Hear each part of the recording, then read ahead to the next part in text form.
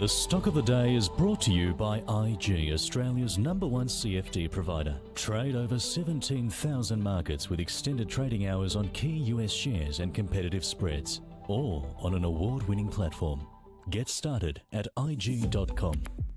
And our stock of the day is G8 Education, early childhood education, care centres, more than 400 centres nationwide. Now, it says the expected increase in occupancy did not occur over this half of the calendar year.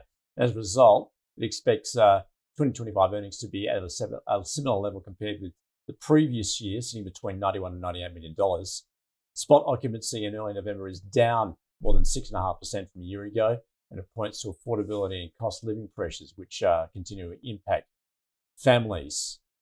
In addition to that softer occupancy, it has also flagged higher costs associated with changes to the regulatory issues, and has prompted RBC Capital Markets to express a negative sentiment for the company, with a broker having a $1.70 target price on the stock. Now, Rudy, you've got across this one. What do you think? The problem I have with some industries, and this is one of them, is that it's just the industry structure. There's so much you can dislike about it. And then, of course, the kids themselves, people who work there, not always qualified, underpaid, you name it. And then you get, obviously, the government must be seen in doing something. And plus, they can't exist without government support. I mean, it's the same with the aged care and to be dependent on government support at a time when governments have problems with the budget is not a position to be in. Right? You see it on a different level. You see it with the likes of Ramsay Healthcare, private hospitals. Right? To a large extent, also dependent on what governments put in the coffer. Right?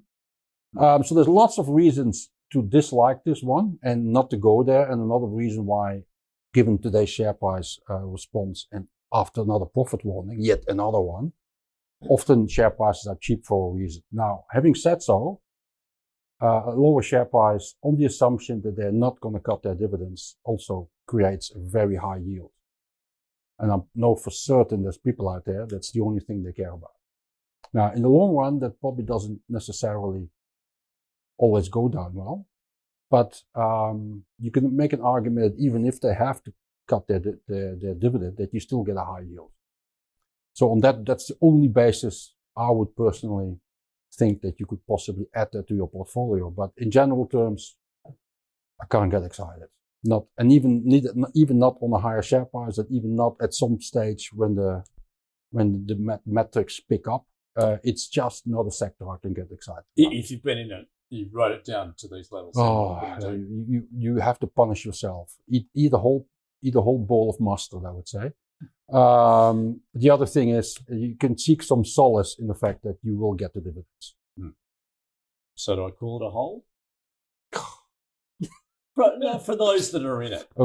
For those who are in it, yes, and enjoy the dividends. Because I'm assuming that's why you were in there in the first place. All right, I call that a painful hold. Yeah, the painful one. Yes. All right, now Sean, you didn't get this homework, so you're coming late to the party, but any particular observations? I've got insight into the industry a little bit because my goddaughter works in childcare and she gets paid a pittance, as Rudy pointed out. And my wife services a few childcare centres as a landscape gardener.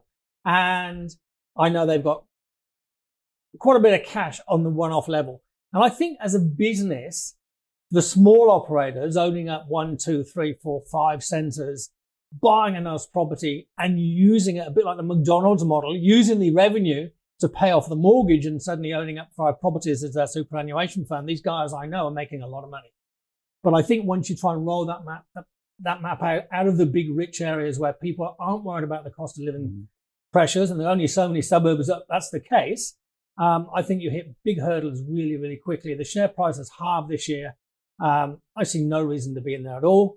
But on a micro level, you look at it and you think, well, they should be making a lot of money. It's so expensive to send kids there.